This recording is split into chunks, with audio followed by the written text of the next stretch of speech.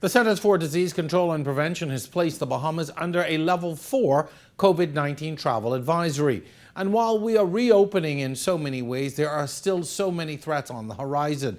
So, how do you govern in the face of so many uncertainties?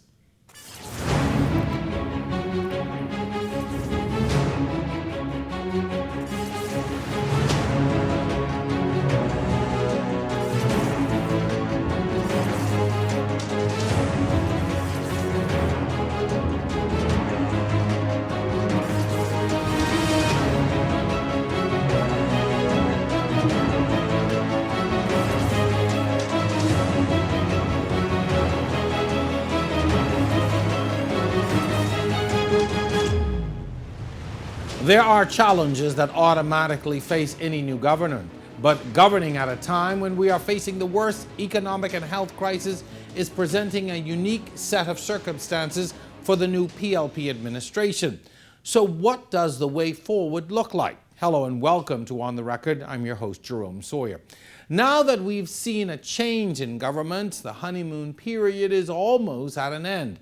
With the relaxing of some COVID-19 safety protocols and many promises to improve the economy, a lot of people are anxious to see how the economy will grow.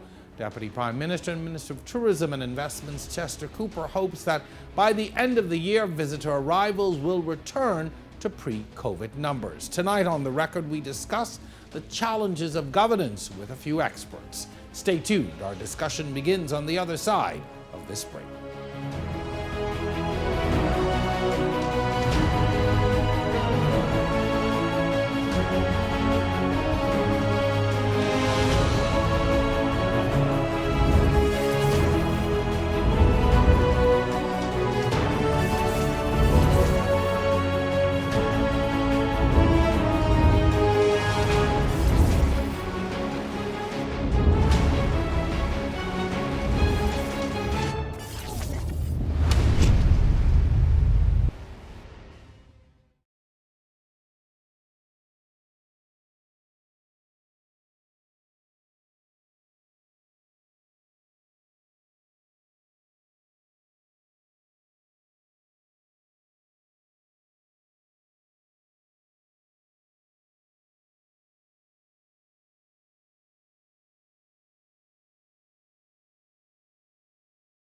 Every new season of On the Record, we push the limits, venture into unknown territory, take our cameras into places unseen before.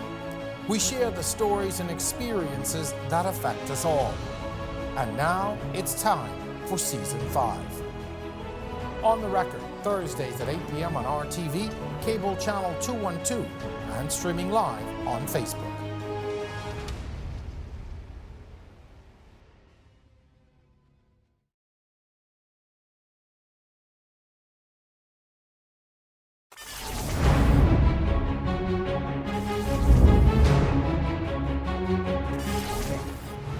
Welcome back to On the Record. I'm your host, Jerome Sawyer. Tonight we're discussing challenges of governance. Do we have what it takes to return to our pre-COVID standing? Former Health Minister Dwayne Sands warned against not having tougher COVID-19 controls and believes that the economy is far more open than it ought to be. However, with the recent Moody downgrade, the Bahamas' economy is in dire straits. With billions in national debt that is forecast to increase in the next 4 years, how do we create a balance? My guest tonight is Chet Pratt. He's a communications strategist for Open Current. Sir, welcome to On the Record. It's good to have you with us. It's been a long time since we've had a discussion like this, Chet. Yeah, it's great to be here, Jerome, and it's always a pleasure to speak with you as one of the people who's always in the know and always on point with the national dialogue. Well, thank you very much, sir. Well, let's dive right in. We've got a new government facing some insurmountable challenges, health challenges, economic challenges, even social challenges that are the result of COVID and the economy. What really should be the priorities of government right now?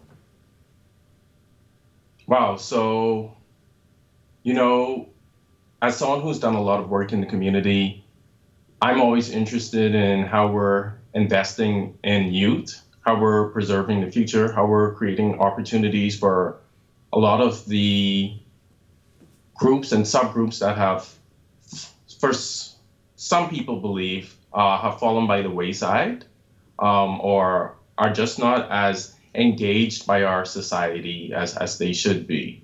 And so I'm interested personally in seeing how the new administration prioritizes that and what initiatives are being rolled out to address that, both from the social services perspective, but also from the empowerment perspective. How are we getting young people and at-risk people and lower income people to achieve their dreams and really believe that they have a stake in this country? Chet, do you think we really understand as a society how big that disconnect is? And the reason I brought that up is one thing COVID has shown me is that divide has gotten deeper between the haves and the have-nots. And the haves sometimes, I think, operate almost in oblivion, not realizing how bad and the state of conditions of some of our people. Do we get it? I mean, I guess that's what I'm really trying to ask. Do we understand the state of some of our people and where they're at economically, socially, educationally, even from a health perspective? You know, it's funny because I remember reading an IDB study a few years back that said that the Bahamas had the greatest degree of income inequality in the region. And so when you think about that, you have to, I get a sense that there's two Bahamases, right? And there's a distinct difference in that reality for people on both sides of that divide. And I haven't seen any statistics about what that divide looks like since COVID has arrived, but certainly given the degree of the impact that COVID has had on the Bahamian people, I imagine that it's only increased. And so I do think that for a lot of us, there's this disconnect, right? We like to believe or pretend we believe in like meritocratic principles. So we believe that if you just pull yourself up by your own bootstraps and work hard and do all of the right things, that you will definitely achieve success in this society. And we know, just looking across countries at like upward social mobility statistics, that that's not necessarily the case. So I do think that for people who have access to many privileges, many of which they may take for granted, there definitely is a huge disconnect between what the guy living in the suburbs is experiencing and what the guy living in, or girl living in central Nassau is experiencing. So what now is government's role in making those dreams achievable? Because a lot of people, a lot of voters, a lot of young people are looking to this administration to help them achieve those dreams and the successes that you spoke of. Right. So I always like to say that, in a sense, when we think of national development, we're kind of, or we tend to think about building the country upside down. And by that, I mean, we usually think of like a narrow base of talent. Let's call it a talented 10th or 5th or whatever we want to call it. And we want these innovators to drive growth. We want these innovators, many of whom we believe are in the political class, apparently. We want them to be the trend centers that drive prosperity in this country. And the truth is, we have to democratize access to success in this country. We have to democratize access to higher incomes in this country. And so I believe that the way we achieve success as a country and the way we empower the majority of our citizens to achieve their dreams is through broad reforms related to access to high quality education, access to better paying jobs, and maybe, a minimum wage increase could go some ways towards something like that. Of course, there's always difficulties with all of these moves. The more you spend on, I think, empowering the majority of people, you're going to have criticisms and you're going to have practical issues in relation to fiscal realities, in relation to how much the private sector can take an increase in expenses and payroll or for example, how much more higher income people are willing to pay in taxes. So despite that reality, I do believe that we must expand access to high quality education, higher income opportunities, and just empowering our people through policies that look at, I guess, spreading the greater good amongst the most people possible. And so I always believe in trying to pull up the average rather than just creating opportunities for people at the top. Very good point. So, yeah, I think that's the kind of policies I would like to see, and the kind of policies I think a lot of Bahamians would like to see from the new government. Now, the incoming and the new Minister of Tourism, who is also responsible for investments, has indicated that they are looking to move tourism back to pre-COVID levels. And we do see the return of tourism in many ways, and that's going to mean monies into the economy and some things. But if we look at what the country would have sustained in COVID, what the tourism industry would have sustained during the COVID period, and we go back even to 9/11 and what would have happened as a result of those attacks in the US and how it affected tourism. Again, we are looking to this golden egg as the panacea for fixing all things, when this is so fragile and can be damaged by so many external shocks. Again, is this the time for us to seriously be looking at diversification, or do we fix tourism first and then get to that? I mean, again, what is the answer? I think one of the interesting things about the blueprint of the new administration is that they're attempting to do both, right? So if you look at the Bahamas Invest plan, that's it within the blueprint, you'll see them speaking to the need to, I guess, recreate the national investment policy. And at the same time, the need to expand to new areas of tourism and strengthen the tourism product. And I think as a country, we're going to have to do both because, of course, growing any industry takes time. So in that sense, the diversification efforts are going to take a while before we can start seeing other pillars rise up in the economy beyond tourism and financial services. And so as those grow, we still need tourism. And so I think the answer is we have to be innovative. We have to be able to walk and chew gum at the same time. We're going to have to do both. We'll see how that goes. Very good point, and you're quite right.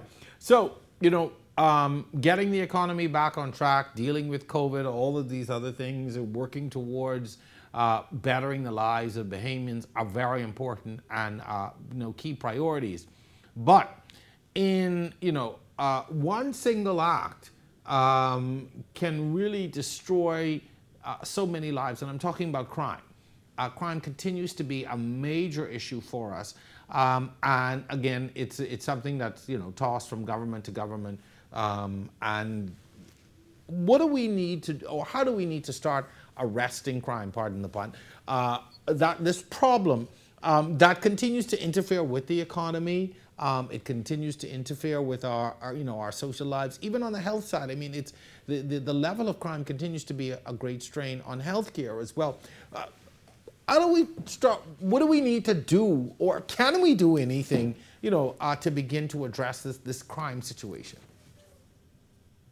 I think one of the things we're seeing more talk about, if not necessarily the kind of resources we'd like to see yet, is this movement from a kind of punitive approach to arresting the crime issue to a more holistic approach where you're looking at the social environment and changing it. You're looking at the economic environment and changing it. And the truth is that our economic prosperity as a nation, our social stability, and our crime levels are all interrelated. And so, in a sense, the solution then may lie at the intersection of all of these issues. So, like once again, like I said, when we're dealing with social blight in this country, we're going to have to address those at-risk youth and with real opportunities and get them to have a real sense of a stake in conformity that you and I would have, right? So, and what I mean by that is you and I and others who have access to careers and access to opportunity, we believe that if we follow the rules, that there's something in it for us. And that's why I won't just go on a crime spree tomorrow, because I believe that there's something here for me if I just follow the rules and do what I have to do. And the issue is that if you speak to many of our young people, they don't necessarily believe that's true. For them, they may do what they can to cope, to survive, to pay the bills at the end of every month. But do they believe that there's some grand prize, a Bahamian dream waiting at the end of the tunnel? Increasingly, as I talk to young people and people living in lower income communities, I think the answer is no. And that must be addressed if we ever want to get people to have that stake in conformity that we need them to have for our, I guess, more direct crime tactics to work, so that there's enough of a disincentive to prevent crime, but also enough incentive within our society to make people say, hey, I don't want to be a criminal because I want to do that instead. Good point.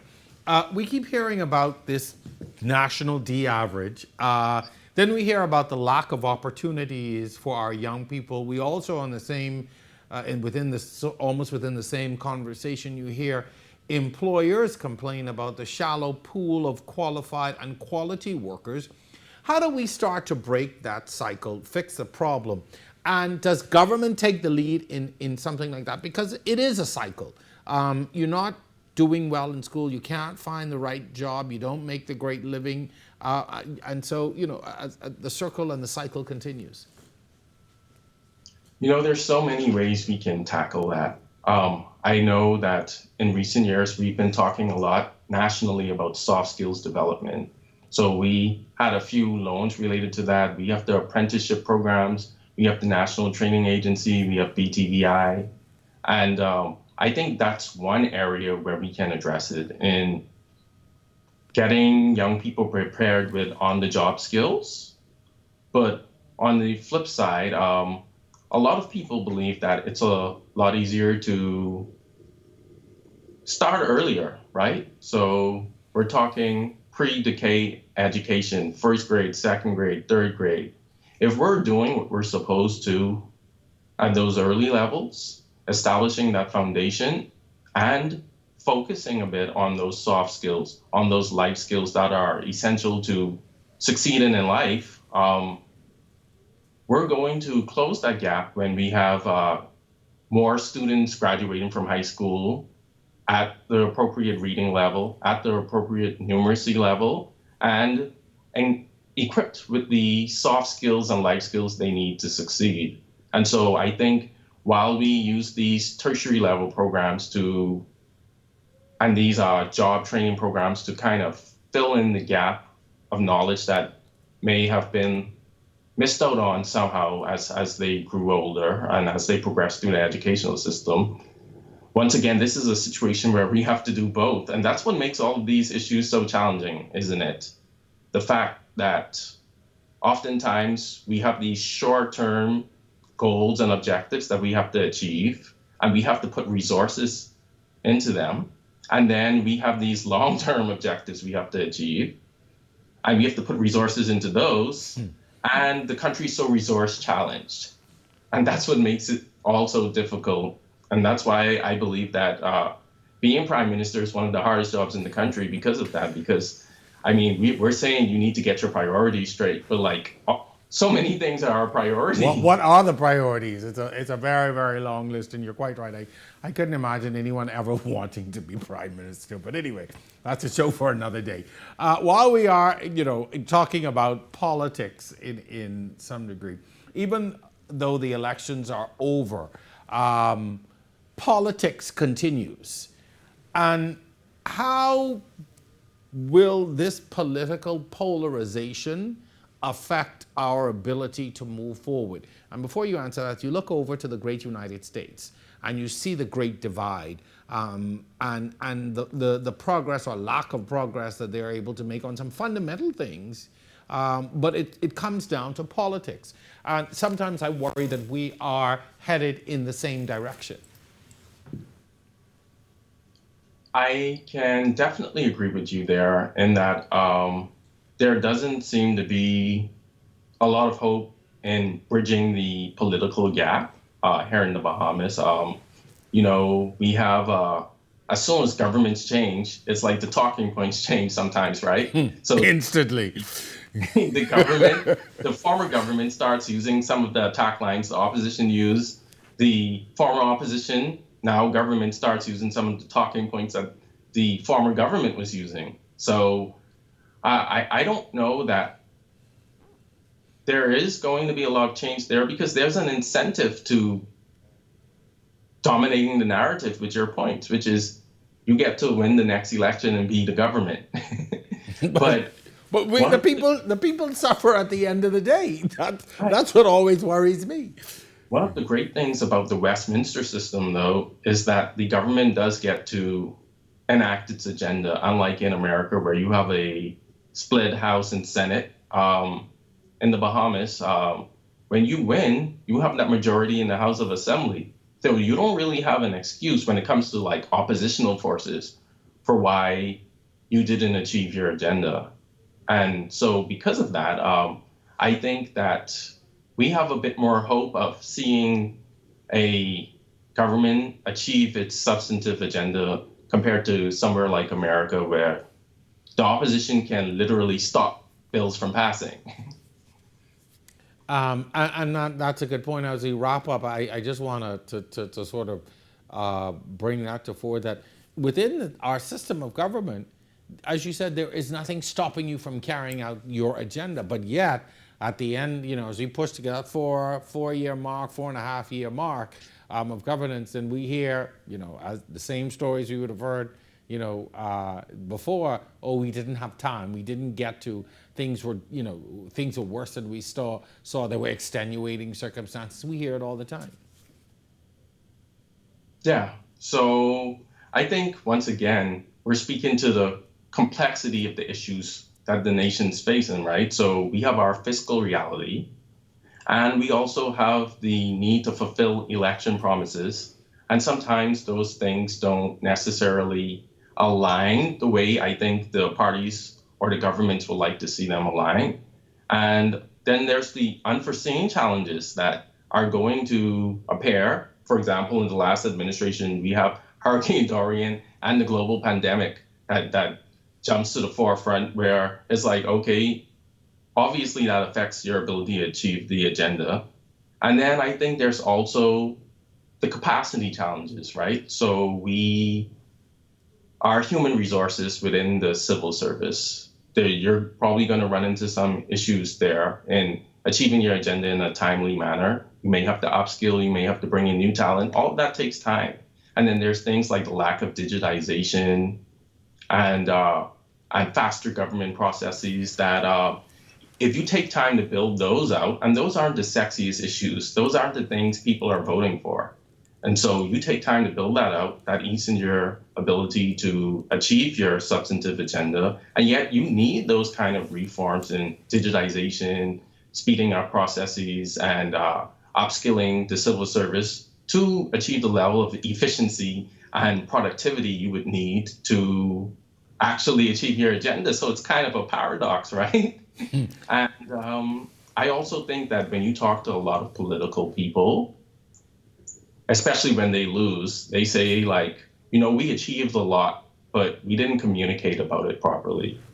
And so I think the one of the like the brother sister things in government as you execute your policy is you should have that strong communications grounding and data-based communications, informing how you communicate to the public and how you express whatever it is you need to express about Agreed. particular Agreed. policies, All right. etc. All right. So, Chet, thank you very much. I think we have a lot to digest and certainly keep our eyes on with this new administration over the next few weeks and months. We'll be seeing how they are going to pivot and tackle a lot of these issues. As you said, everything is a priority in government. So thank you very much. All the best to you. When we return, we will be discussing the challenges that come along with new governance. That and a whole lot more on the record right after this.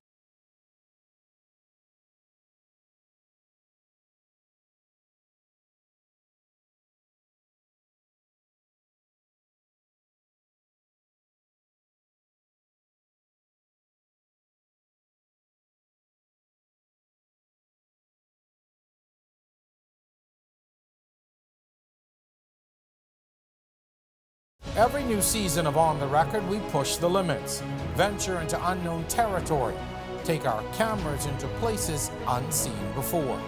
We share the stories and experiences that affect us all. And now it's time for Season 5. On the Record, Thursdays at 8 p.m. on RTV, cable channel 212, and streaming live on Facebook.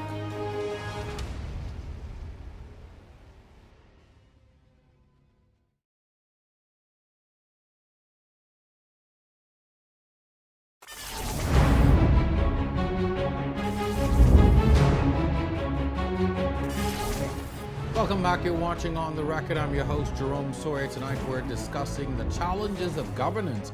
With many on the fence about the promise of lowering the value-added tax from 12% to 10%, the skeptics are already asking, how will we service the billions of dollars of debt already owed, and how will we now make up for the loss in taxes? The counter-argument, of course, is the reduction is to stimulate the economy. Here tonight to discuss the country's debt challenges and many more in this segment is Matthew Aubry. He's the Executive Director of the Organization for Responsible Governance. Welcome back to On the Record, sir. Good to have you back with us again. Thank you so much for having me, sir. So let's talk a little bit about the issue of servicing the debt. I mean, a lot of the criticisms levied against the former administration had to do with the amount of borrowing, the debt, and we even know now what that could mean for us down the road. But how do you balance now as a new government or a government in general having to borrow in such difficult times versus, the long-term effect on your country and on your people? So the Organization for Responsible Governance, we've been talking about the issue of the debt from our inception. It's been continuing to grow and getting to unmanageable levels. Now, there's obviously a clear rationale related to debt to manage the impact, the unaccounted for impact of Dorian and subsequent storms, and now the COVID-19 circumstance. And you see that happening not only across the world, but clearly across the region. But it is particularly concerning when you're talking about moving in as a new government, the management or the push out of new initiatives. Managing the debt is critical. The size of our debt, particularly as we look at our most recent Moody's ratings and other institutional responses, it damages our reputation to a space where we continue to have to borrow to get out of borrowing. Or continue to borrow to pay back what we borrowed prior to that. And we saw an example of that when there was the Auditor General's report over the summer that looked at what we did with the money that we borrowed. And a very, very large portion of it was really just used to pay back other borrowing obligations. And so you get in this cycle, and as it grows, you can't get out of a cycle. So debt management is going to be a crucial component. And it's not the thing that's been talked about in the wake of the election.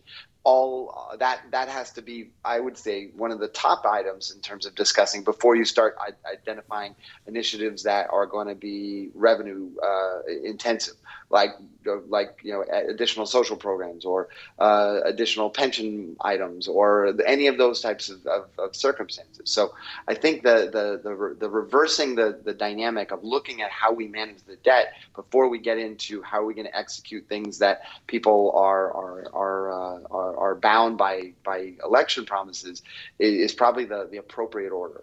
In the Bahamian context, we call it borrowing from Peter to pay Paul. And in effect, that's what's been happening. But what is the answer? Particularly when you're fresh off of an election, when the expectations are so high, there, as you would have even mentioned, there are a lot of election promises that are in the queue. What's the answer? You've got to pay back your bills, or you've got to pay your bills, but you have got to do some things for some people right away. I think so, but I also think it's important to understand that these are unprecedented times. Our debt levels related to our GDP have never been higher.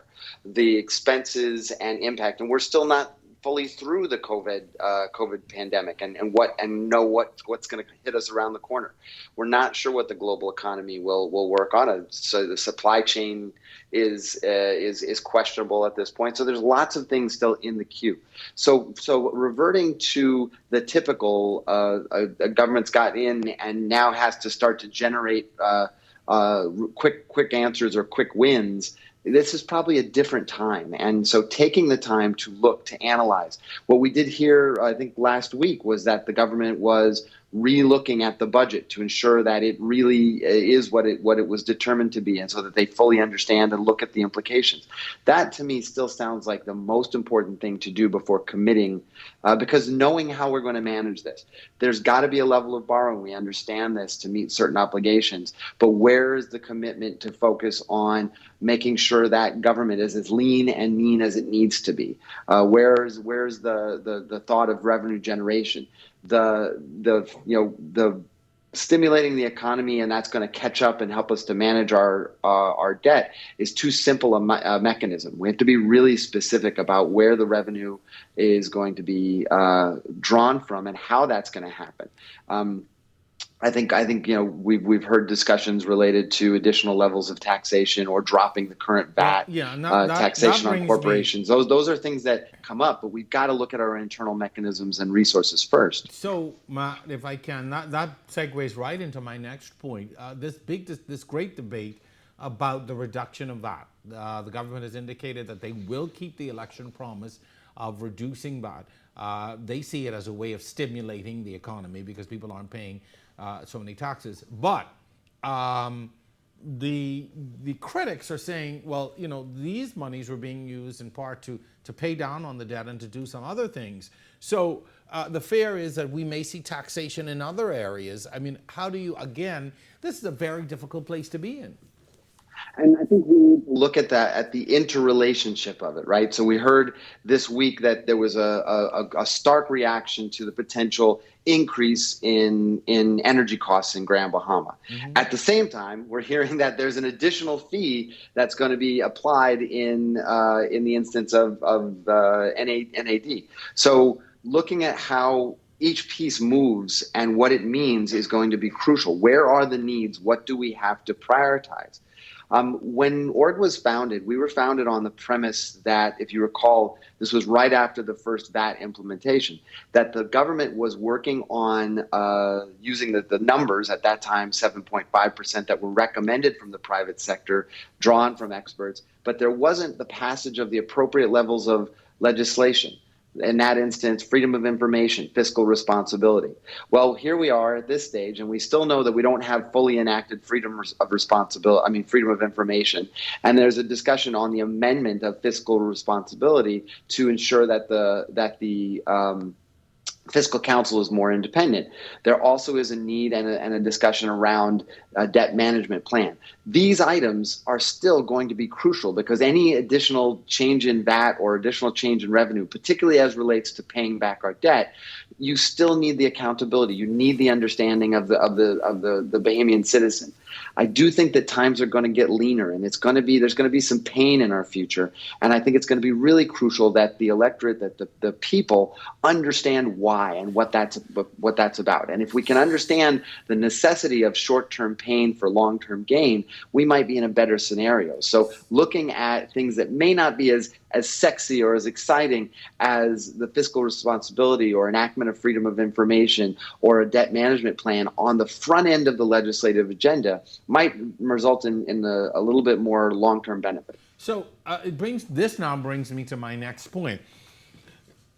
Governments come to the table with legislation, they come with policy, they come with taxes, they come with all kinds of things, but there never seems to be enough education. We do not want to or like to pay taxes. We have an issue anytime a tax is put onto anything, yet there is this expectation that we get free education, free healthcare, we get all these things free. We want all of these things, but we don't want to pay. Have governments failed in educating our people as to really how the finances of the country work? Well, I think that's actually an area where we all can contribute. I think civil society, the media, private sector, academia, our religious leaders, we all can be pushing that item that, in truth, nothing is free. You've heard some discussion about free testing. It may be free to the consumer, but we're paying for it ultimately through taxes. That is coming at a cost. Nothing comes without some level of cost, and it's just the mechanism of how that cost comes. So folks do resist paying additional taxes, but it's usually directly linked to their understanding of what they get back from that taxes. You've seen in other jurisdictions where people can pay even much higher levels of taxes, but they feel that the government services are benefiting them, that they see the benefits of putting money towards government versus a concern as to whether it's here, Matt? Do you think that that's the issue, that people don't feel as if they are getting something for the taxes that they're paying, or they don't see the benefit of their taxes? I think so, and I think that speaks to people's general concepts related to the effectiveness and the efficiency of government services. We've been doing some work on something called a citizens charter as part of our active citizen campaign, and it's a tool that helps citizens to be able to determine whether they feel like they're getting the appropriate level of service from government in specific areas. And every couple of months, we're doing a different survey, and we're getting information back, and we're going to assemble that into a tool that can be used to drive and give information. But we also see that globally, a lot of research is being done, and people's trust in the institutions of government has declined. And so when you don't have trust that it's serving you or that it's serving you efficiently, you're going to be even more concerned related to where your monies are going. Right now, 12% out of every dollar we spend is going to that section. It will now be 10 cents. That does reduce some of the immediate burden. But if we're still not seeing the return in the right way, then other levels of taxation or other levels of duty increase that may be necessary to meet our revenue gap are going to be received quite negatively. That's an important part too, is the education of our citizenry about how to look at this critically. So we do a lot of work through our freedom schools and civic. Sorry, go ahead. Yeah, I want to talk a little bit about foreign direct investment. Every government looks to foreign investment as a means to bolster the economy, provide jobs, help with development. But on the other side of this, and we saw it a lot in the last administration, Bahamians felt as if they were losing. They were losing land, they were losing opportunity, they weren't being given the same opportunity. And again, there was a balance that must be struck. If you want foreign direct investment, there have to be some concessions involved. But again, how does this government strike that balance when, again, as you just admitted, people are trusting governments and what governments are saying less and less? The distrust is rising almost daily. Well, and the solution to changing that trust, I think, are two simple terms, easy to say, hard to achieve, which are transparency and accountability. More information shared about circumstances that are difficult is actually beneficial. Giving people a sense of where we actually are and what are the challenges we incur is important. As you say, we're going to need to strike a balance. We need to stimulate more local growth in our economy. We need more small and mid-sized businesses to continue to expand and grow. That's crucial, particularly now as we're concerned about foreign reserves. Where that's going to be important, that we move money around in our economy, and there's a real power within that. So we have to do that. The procurement initiatives that we've put forward that will hopefully give a more competitive and broad-based and even opportunity to more folks to take advantage of local procurement is a great thing to help that. But at the same time, we know you can't do it without foreign direct investment. So positioning ourselves in good governance, in being a space that is positioned to be competitive, that has the right kinds of policies, that appropriately addresses the issues, that this is not a place where corruption and wastage is tolerated, it draws in the right kind of foreign direct investment. We can also be proactive, developing out a land use plan so that we know exactly where we're looking, and targeting new initiatives and new investments allows us to then go out and identify that.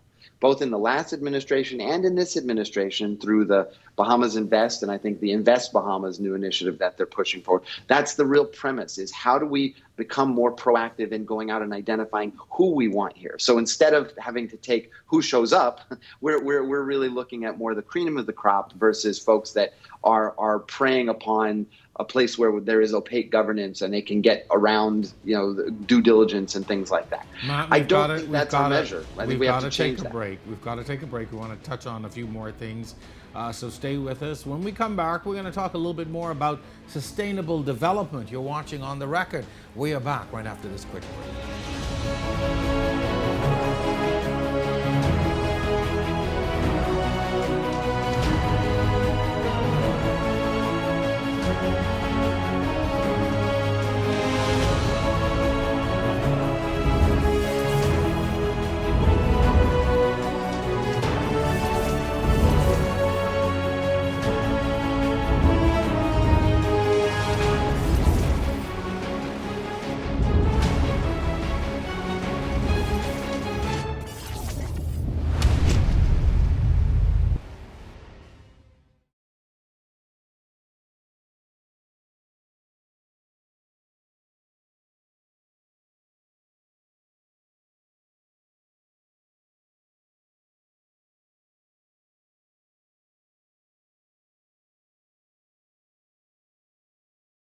Every new season of On the Record, we push the limits, venture into unknown territory, take our cameras into places unseen before. We share the stories and experiences that affect us all. And now it's time for Season 5. On the Record, Thursdays at 8 p.m. on RTV, cable channel 212, and streaming live on Facebook.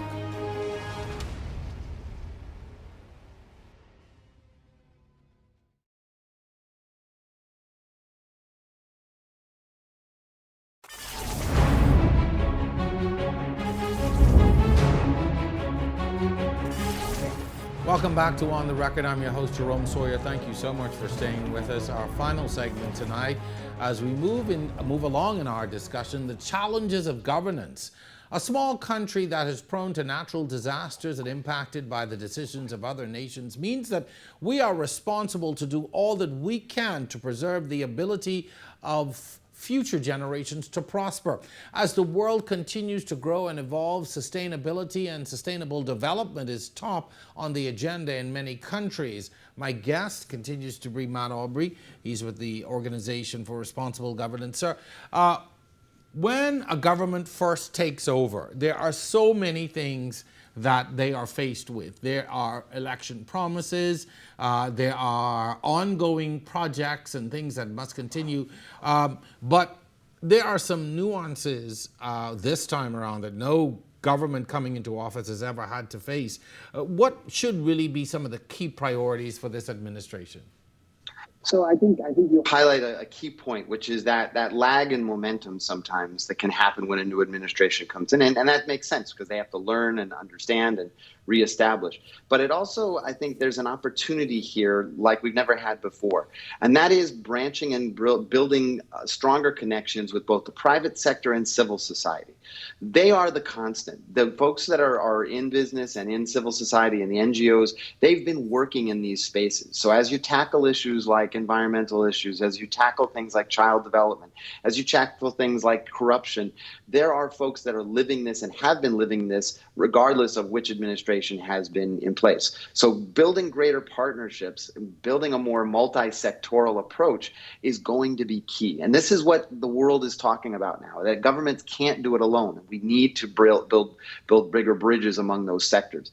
It's also important that these groups, private sector and civil society, they're not brought in at the back end of a policy development, but they're actually allowed to be a part of the co-creation of development, because they will sustain it. When they build ownership, they can be a mechanism to engaging the citizenry, getting better consultation, ensuring that there's additional resources outside of government applied to something. And then as we move forward, they can continue to be that monitoring. And that's where we talk about the Sustainable Development Plan, the goals that are ascribed by the UN, our international obligations, and even things like our local national development plan. Having open and available spaces where we can see not only what government is doing, but also where others can contribute and what roles they need to play. And we can look at this publicly, share and be honest about where we are, where we're not, what the challenges are. It really opens the door. So our hope is that the National Development Plan, which has been kind of underground for a while, is brought back and that is put forward as our direction, so that regardless of what administration or what may change on government, there's still a consistent push and effort so we can say how we move on these issues. I've heard people say that in numerous settings, even on this show previously. People are hoping that we continue to push for the National Development Plan because it gives a blueprint of where we are going or should be going as a country. I want to focus a little bit now on natural resources. In the run-up to the elections, there was a lot of discussion about tapping into natural resources and what the benefits could be for Bahamians. Is this a realistic discussion for us at this point? Tapping into what are those resources? Can we tap into them? Can Bahamians benefit? I mean, there was a lot said, and in the run-up to an election, people want to hear good stuff. Let's be honest, but I think right, and we've all heard the rhetoric on both sides, and I think that there is probably a power in understanding where we do lie on this. Like, what are the potentials in the aragonite, in the sand, in potential mining? What are the resources? There's other spaces that we can be building off of our resources. The gathering of information. We see that there are scientific groups that are gathering information and utilizing us because of our geographic advantage. We're so particularly related to climate change, and we have really powerful, incredible not-for-profit groups like the Climate Change Initiative and Young Marine Explorers and BNT working on these initiatives. This is another potential source of capital that we can tap into. I do think that we look at understanding the balance of how much we utilize our current resources and then what that potentially looks like in the future. And I think that needs to be fully understood. So I do think there's important resource to be applied to determining where we stand, what the potential is. But it is, as you say, a tough time. A lot of people are suffering in the immediate, and they're looking for short-term solutions. And that's the final thing I would say as advice is we need to appropriately deal with crises as they come up, but we also have to attribute a certain amount of resources towards dealing with the long-term solutions and setting on courses that may not manifest in the short next 4 years, that may really be solutions, whether they be education, whether they be economic development, whether they be accountable governance and transparency. We need to make sure, because that, as you said in the front of this segment, is the crucial payoff, that we're giving our youth a world that they can actually manage, and not one that is dwindling, and that once they achieve it, their only solution is letting it go or moving to other locales. I've got to So ask this, that's Truman. a key part. One of the things that this whole COVID experience highlighted for us, and it's not the first time, but I think more so than ever, is the issue of sustainability. And it's always I guess it's always for me a discussion that's a pie in the sky. We always talk about it, but there never seems to be a real movement towards it. And as I see it as well, sometimes it appears that government just gets distracted with day to day. You know, it's like you're just dealing with keeping the lights on, you know, day in, day out. You can't think about going up on another story or, you know, buying more property, if I can use that. But, you know, how do we really begin to advance and move towards sustainable development? So I think it's a responsibility of all of ours. As I said, we do a lot of citizen education and engagement because that's crucial, that we understand that how to not only deal with our day-to-day lives, but also apply some bit of time and effort towards long-term. Our tagline is get informed and get involved, because that is the ultimate solution. There are a lot of things that have been working over the last two administrations towards long-term gains. A lot of the fiscal management planning, a lot of the effort towards moving forward on some instance of better managing our environment and environmental choices in our development processes. These are pieces moving, you know, in small increments towards renewable energies. These are all pieces, but not only does the government get distracted, but everyone else gets distracted. Media plays a role by highlighting the day-to-day crisis. Not-for-profits, you know, we contribute, we get involved in day-to-day things, and we need to then figure out what is the appropriate allocation that all of us can segment towards long-term solutions. And I do think that the National Development Plan is an incredible tool that helps to keep us on track and keeps in front of mind some of the things that we need to apply to. Our education issues are pervasive. We're underserving probably 70% of our population of youth, and that was before COVID and issues of accessibility and technology.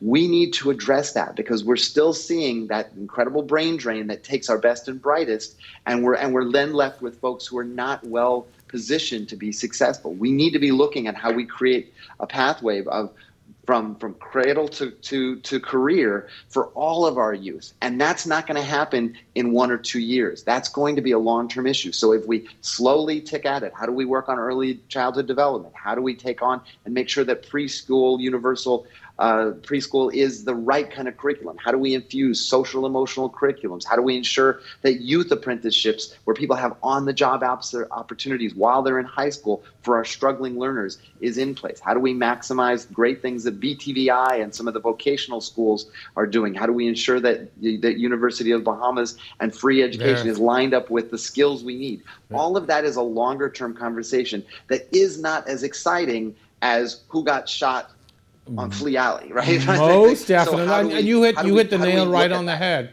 because we get, you're right, the media, we're guilty of it as well. We have these great intellectual discussions and we know what the issues are, but then, you know, you're right, shots fired down the road and we all run down there to see what's happening. As we're running out of time, I do want to spend these last few minutes speaking about the environment and climate change. This is an issue that's becoming more and more of a top agenda item, not just for the Bahamas, but certainly globally as we look at the effects of global warming and the changes that are happening around us. But when you've got dollars and cents issues on the table to deal with, you've got a huge debt, once again, that must be serviced. You've got social services programs, all of the things, education, health, and then you've got the environment. You know, how do you now rope that in, and where do you put that in terms of priority issues? Because, hey, you know, hurricane can come as well as it cannot come. Sea level may or may not rise, you know, but hey, you've got to pay your debt every month. You've got to keep public servants employed. These are day-to-day issues versus this thing over here that's really important. And climate change is one of those things that unfortunately is fast going to be a more immediate issue. And I think the difference in our model is, do we wait till it becomes a crisis or do we do something initially? We saw a study from last year recently that looked at the region and identified what growth the Bahamas had made towards renewable energy and just as one measure of a green model of economy. And when you looked at other places, there was 10, 12%, and with the goal being that by 2030 there would be certain things happen. The Bahamas came out at 0%. Wow. We need to apply some initiative to it. And at the same time, here's the great thing about that. We have some incredibly talented and smart folks in the private sector, in government. We just need to line those together. We need to be able to say we need to make a mark. That doesn't have to be all your spending, but it has to be an allocation. So looking at how government monies are spent is why I say that's so crucial. Where are we burning money that's not generating the kind of return? What are our state-owned enterprises doing at this point to make themselves either self-sustainable or reducing their impact on an expenditure level? How do we manage our debt so that we can free up some resources to apply to things that might benefit us long term? Climate change initiatives are one of those. Technology advancements are other. Investment in making sure that we have a viable workforce for our youth in the short term, where we're doing real transfer of knowledge in gaps that we've identified. These are going to be essential. We're doing some work right now with BTVI on a skills gap survey, and that's going to be important for us to look at, not just what are the gaps in the immediate, but where in the future do we need to make sure we position our youth so that they can be the leaders, not only here, but in the region. Matt, thank you very much. You certainly have given us a lot to think about. Knowledge is power, and certainly your organization is entrenched in giving a lot of information that will hopefully be able to equip us and even arm us to tackle these challenges. And so very important that we all understand that it's not just the government's responsibility. While this is about governance, this is the responsibility of all of us, civil society, the media, the church, everyone. So thank you so very much for coming on. Always great to talk to you. We appreciate you. Keep doing the great work that you're doing. That's going to do it. All right, that's going to do it, folks, for this week's episode of On the Record. I want to thank all of my guests for taking the time out to be with us, of course, to my technical and production crew for making it all possible, and of course to you, our audience. Special thanks for watching. We couldn't do it without you. We'll see you again next week, same time, same place, right here on The Record.